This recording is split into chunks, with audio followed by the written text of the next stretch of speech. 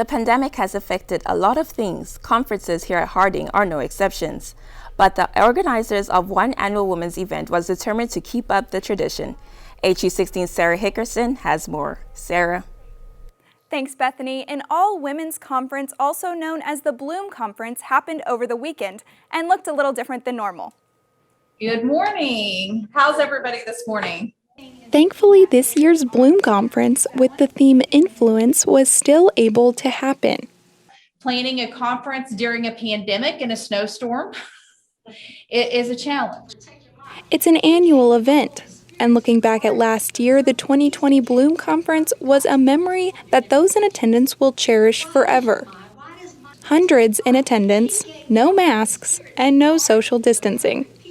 But what else changed this year? This year, it is different because we can't have people coming in from the outside. As expected, it did look a little different. Only Harding faculty and staff were able to attend in person.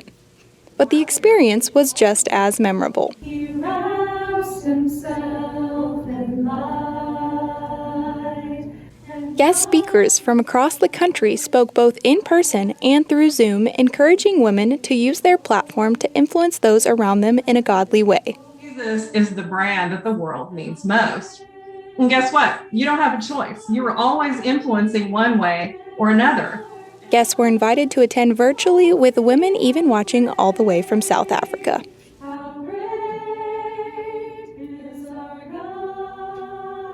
With roughly around 250 people watching, the committee used platforms such as Zoom and Facebook Live to share the experience with anyone who wanted to participate.